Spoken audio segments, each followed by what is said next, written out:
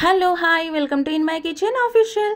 Please subscribe చేసుకోండి, అలాగే like చేయండి, మీకు తెలిసిన వాళ్ళకి నా ఛానల్ని షేర్ చేయండి. యాక్చువల్లీ ఇవేంటి అని చూస్తున్నారా, ముళ్ళ వంకాయలండి. ఈ చెట్టుకి కానీ ముళ్ళ వంకాయ చెట్టుకి అయితే చాలా ముళ్ళు ఉంటాయండి. అలాగే ఈ వంకాయ తొడుమలకు కూడా పైన మొత్తం ముళ్ళు ఉంటాయి. జాగ్రత్తగా తొడుమల్ని తీసేసుకొని ఈ విధంగా కొంచెం లావుగా ఇలా కట్ చేసేసుకొని సాల్ట్ వాటర్లో అనేది ఇలా వేసి పెట్టేసేసుకోవాలండి. ఇవి మాత్రం చాలా హెల్త్కి చాలా మంచిదండి. ఇప్పుడు నేను స్టవ్ ఆన్ చేసేసుకొని ఒక ప్యాన్ తీసుకొని దాంట్లో 3 టేబుల్ స్పూన్ ఆయిల్ వేసేసుకున్నానండి. ఇక్కడ వంకాయలు వచ్చేసేసి నేను 300 గ్రామ్స్ తీసేసుకున్నాను.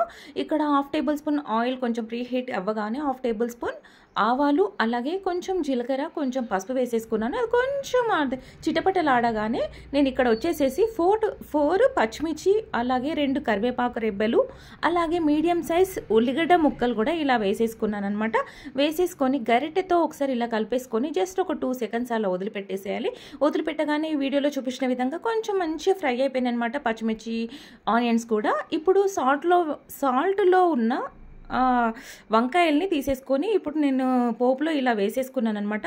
అవి మొత్తం 300 గ్రామ్స్ తీసేసుకున్నాను. ఈ ముక్కలన్నీ కూడా ఇందులో వేసేసుకొని గరిటెతో మొత్తం పోపు కలిసే వరకు కూడా ఇలా మంచిగా కలిపేసేసుకోవాలి. కలుపుకొని మూత పెట్టేసేసుకొని జస్ట్ ఒక 5 మినిట్స్ అలా మగ్గనివ్వాలండి, మీడియం ఫ్లేమ్ మీద ఉంచేసేసుకొని.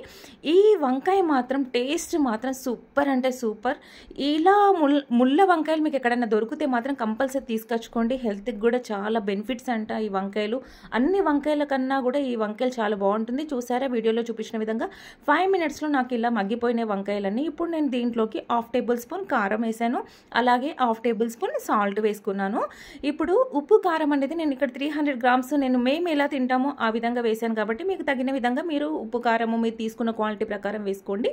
ఓకే, ఇప్పుడు దీంట్లోకి వచ్చేసేసి నేను వేయించిన ధనియా పౌడర్ అనేది వేసుకున్నానండి. కొంచెం గ్రేవీకి బాగుంటుంది అనేసి ఇట్లా వేయించిన ధనియా పౌడర్ 1/2 టేబుల్ స్పూన్ వేసుకొని మరొకసారి మూత పెట్టేసేసుకోవాలన్నమాట.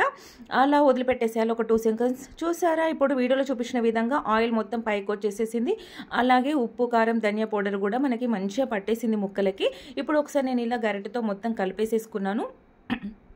ఇప్పుడు తర్వాత నెక్స్ట్ ప్రాసెస్ ఏంటంటే, కొంచెం ఇది మంచి మనకి ఏంటంటే డైట్ చేస్తున్న వాళ్ళకు కూడా కొంచెము ఎలా అంటే ఇది కొంచెం గ్రేవీగాను అలాగే వేపుల్లాగా ఉండాలి కాబట్టి దీనికి ఏంటంటే టేస్ట్ ఇంకొంచెం రావాలనేసి ఎండు కొబ్బరి పౌడర్ 1/2 టేబుల్ స్పూన్ అలా చల్లేసేసుకొని స్టవ్ ఆఫ్ చేసేసుకున్నాను. అంతే, ఇది రెడీ అయిపోయింది. అన్నంలోకి కానీ చపాతీలోకి కానీ ఇలా పచ్చి ఉల్లిగడ్డ పక్కన పెట్టేసేసుకొని తిన్నామంటే ప్లేట్ మొత్తం ఖాళీ కావాల్సిందే అనమాట. ఇంకెందుకు, ప్లీజ్ సబ్స్క్రైబ్ చేసుకోండి.